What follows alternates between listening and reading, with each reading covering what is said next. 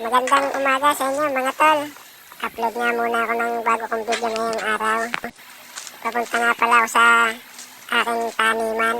Maglilinis muna ako ng aking pagtataniman ng halaman ngayong araw. Ito muna ang gagawin ko ngayon. Tigil muna ako sa panghahunting ko ng palos o kasili. Nag-uulan kasi ngayon dito sa amin kaya maganda na magtanim ng gulay. Medyo maliit lang naman itong sinasaka kong bukid na to. Ito na muna ang aabarin ko. Dito muna ako magpo-focus para pag nakatanim na ako, sibol na sila. Saka ako babalik sa ilog para manghunting uli ng mga palos o anumang mahuhuli sa ilog. Pero sa ngayon, tatanim muna ako ng gulay. Doon sa halamanan ko ngayon, marami na rin naman ako naitanim doon. Nagtanim na rin ako ng ampalaya, patola, okra. Pero ang itatanim ko naman ngayon dun ay sitaw. Kahit mga 1 kilo lang. Dito nga pala sa dinadaanan ko, meron nga pala dito nagkakarit. Gumagawa ng suka, saka yung niluluto, ginagawang alak. Medyo malayo-layo yung aking sinasaka. Siguro mga 15 minutes din maglalakad papunta rin sa aking halamanan. Ito nga pala dito sa dinadaanan ko papunta rin sa aking halamanan. Marami yan dito nagagawa niyan. Niluluto nila yan, ginagawang alak. Yung iba naman ginagawang suka. Papunta pa yun din mga tol, pero hindi na ako pupunta ron. Diretso na ako doon sa aking halamanan.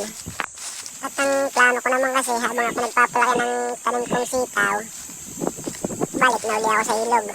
Manghahunting naman uli ako ng palos. Medyo malapit-lapit na nga pala tayo mga tol sa aking taniman.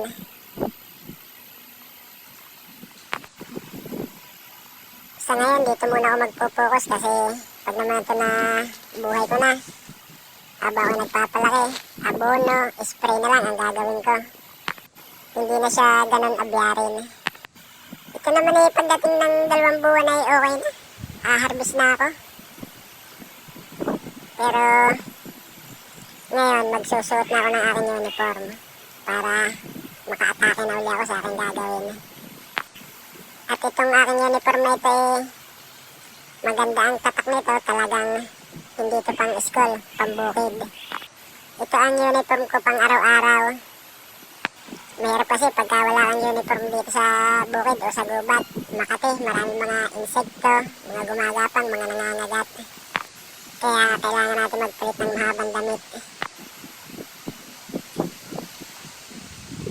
Pag naisuot ko na itong aking uniform, aatake na ako. Mag-uumpisa na ako maglinis. Sige mga tol, samahan niyo ako at ipapakita ko na sa inyo ang aking ginagawa. Lilinisin ko muna itong aking tataniman ng sitaw. Sige mga tol, start na ako.